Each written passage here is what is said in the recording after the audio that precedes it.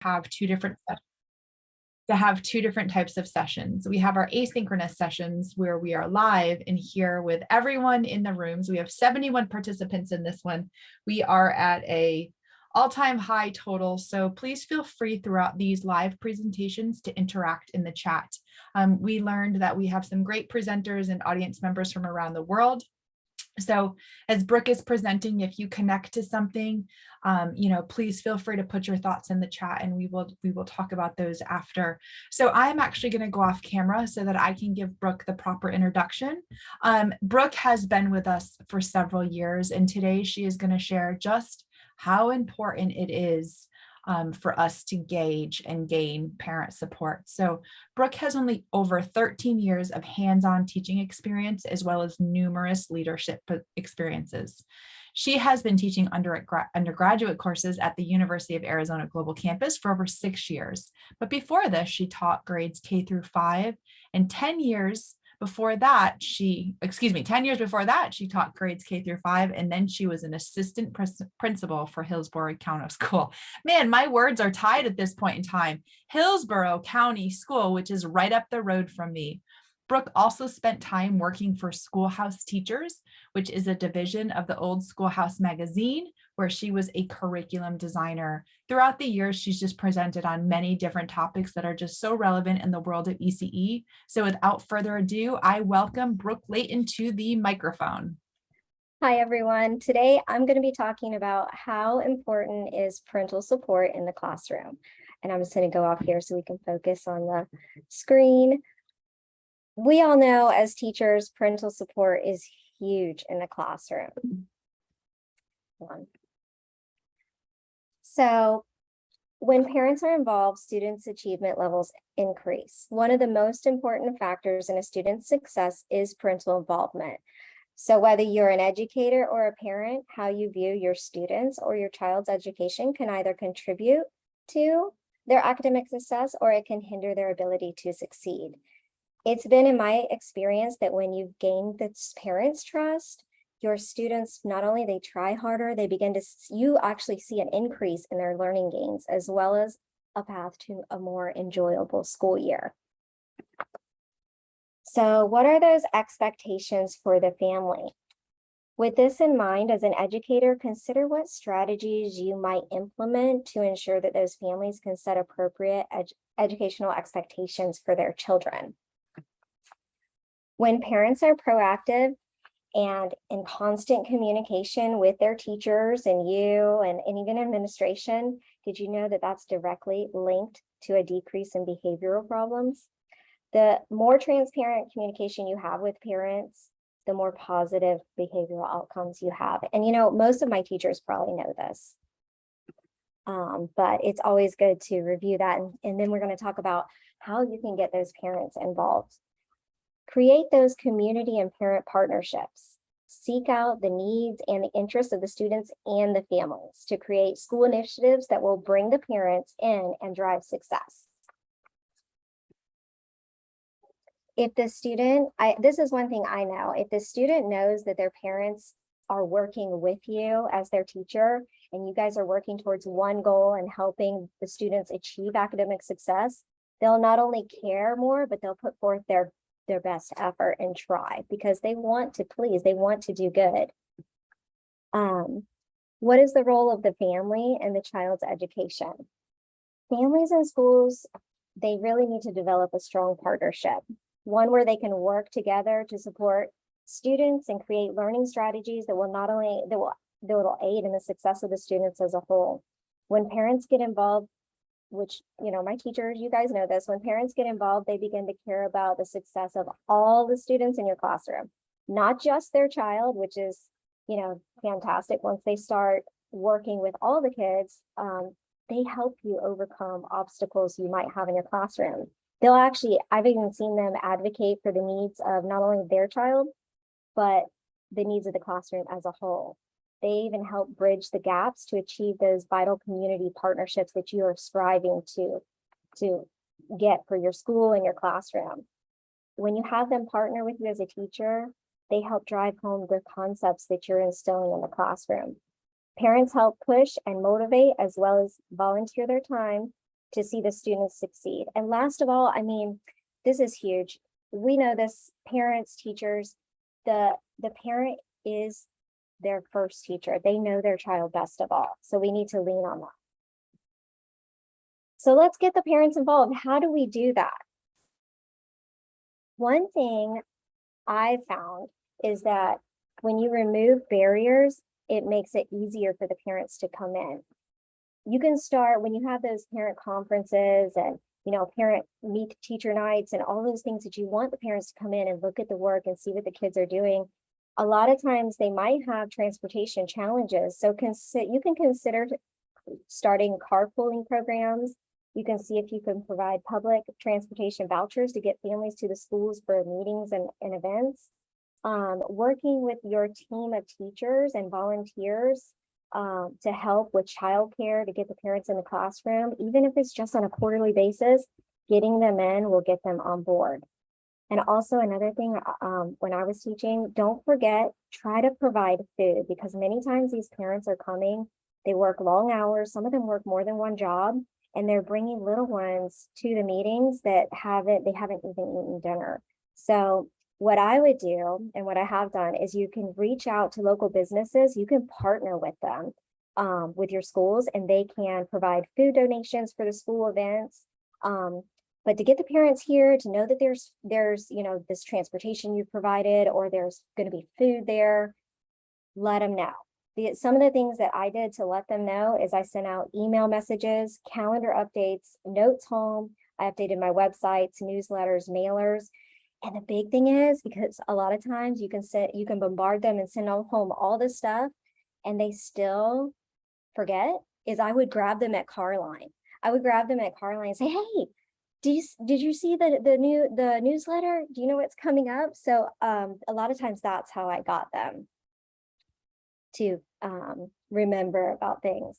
So there are many ways, like I said, to communicate nowadays, but be sure to take advantage of them. Take advantage of every way, because sometimes a parent might not have access to emails, to a web page, but you know what? You might just grab them at the car line, and that might be a way for you to get them to show up that evening.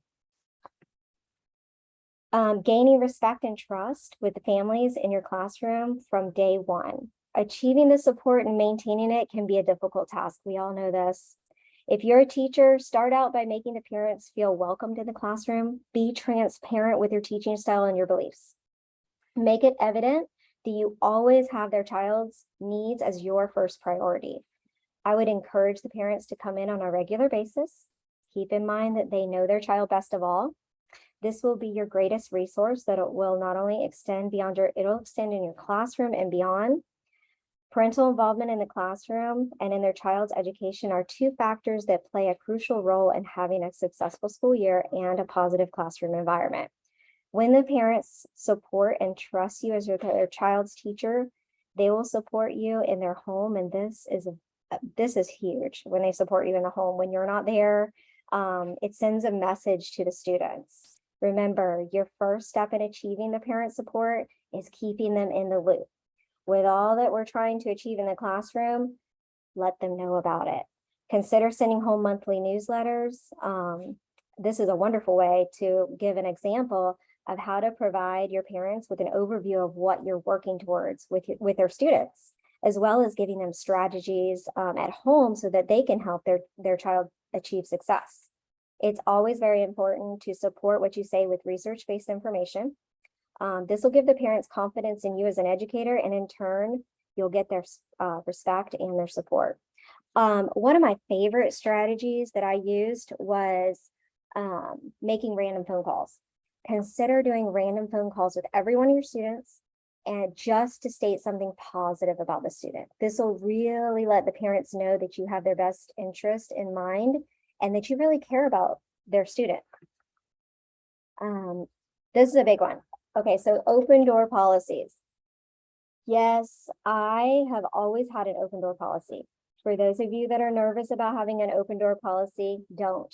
Trust me, the more you make the parents feel welcomed in your classroom, the more apt they will be to support you and your educational goals for your class. So consider this for a moment. With an open door policy, parents will begin to view your classroom as their classroom. This means that this is just so extremely helpful because they'll begin to ask you what you need and they'll offer that extra assistance that you really need. Many new teachers, I know this because when I was a new teacher, I felt the same way. But many new teachers, they feared the open door policy because they thought a parent may question their teacher's ability to teach. They may lose respect for them as a professional. And it honestly, in my experience, when you have confidence in what you're doing, you always put the students' needs first and you use research-based strategies to accomplish your educational goals, you'll win over any parent. That's been my experience. So winning over the parent, this is story time. I am going to tell you about a student of mine that he was, near and dear to my heart. His name is JoJo. He was a student I had actually my last year of teaching before I transitioned into administration.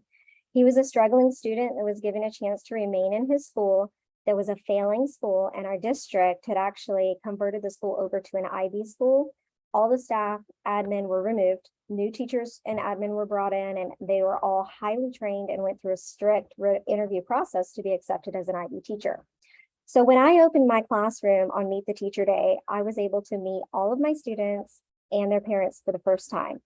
I'll never forget the first time I met JoJo and his mother. She did not look pleased to meet me. In fact, you guys, she asked how old I was and how long I had been teaching. From that moment on, I did not take that personally. From that moment on, I made it my priority to make JoJo and his mother fall in love with education and school. Now, being completely transparent with you, JoJo was no treat at first. In fact, there were times that I wondered if I truly ever bonded with him. But nevertheless, I pushed forward day by day. These are some of the things that I did with him. I would literally hug him every day. I would make jokes with him. I would have him sit next to me because I might need his extra assistance, that help in my classroom from him. The classroom helper, and he honestly loved that. He felt needed. He learned that I not only had his best interest in mind, but that I truly cared for him and I wanted him to succeed. I also made it a point to call his parents as well as all of my students' parents weekly.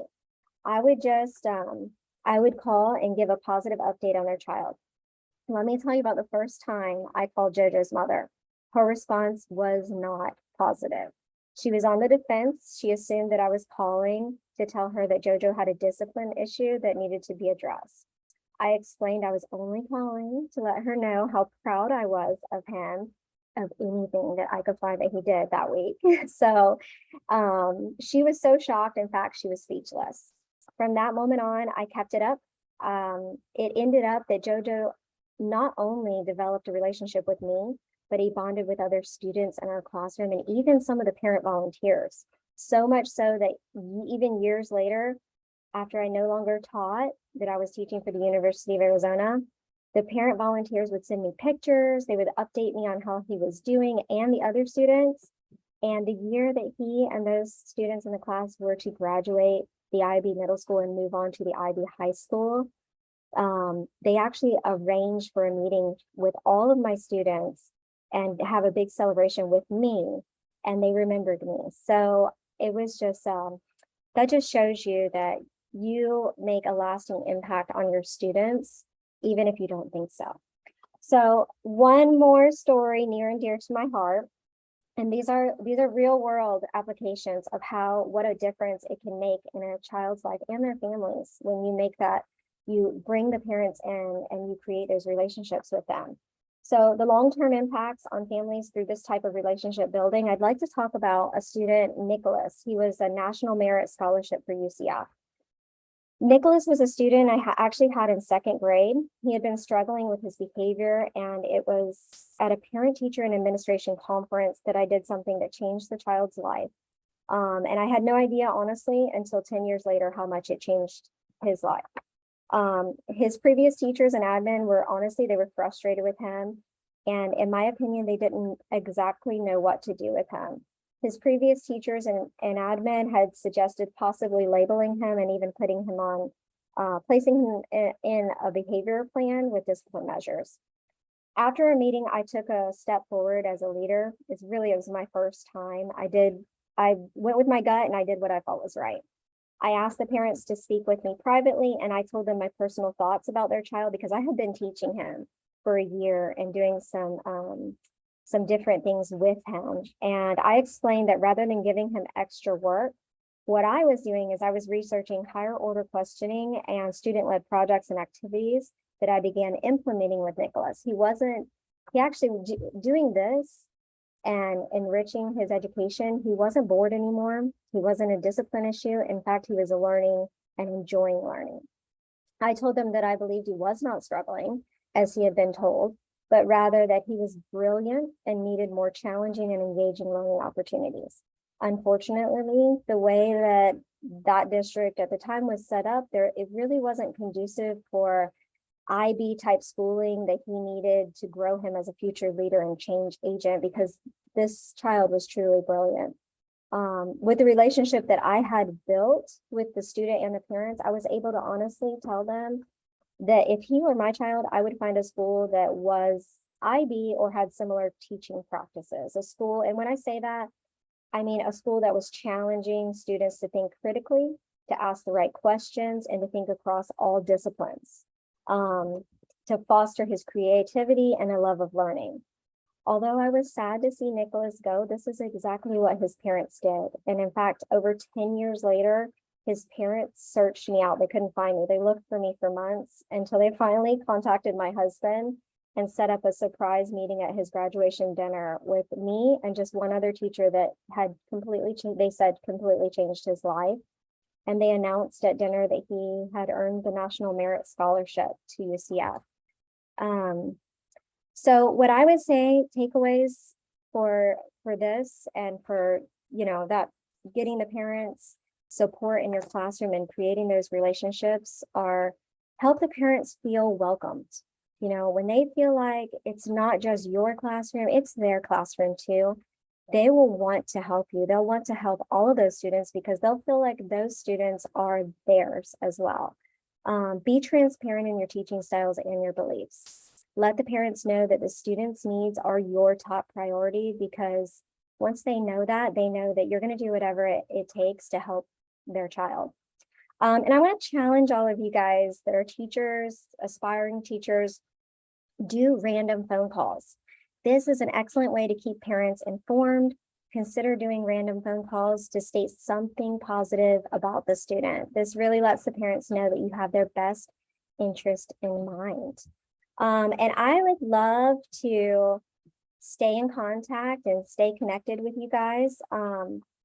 I have a website at brookelayton.com, and if you're interested in more specific tips, advice, effective teaching practices, if you're planning on going into administration, writing curriculum, or even publishing a book, because I have done that and I'm very excited about that. You can follow me on Instagram, TikTok. If you're a teacher, you're going in the classroom and you're overwhelmed with your lesson plans, you're wanting to look at some thematic units, teaching strategies, or maybe some one-on-one mentorship, use my website as a resource. It's brookelayton.com, and you can see I have a lot of resources here. I even have some thematic units on finances, how to teach finances and economics to little ones, because that is really, really a hard thing to do. But use it to your advantage. Contact me, ask me questions, whatever you need, because this is how we help children, as we work together. And it was a pleasure being here. If you have any questions, please let me know.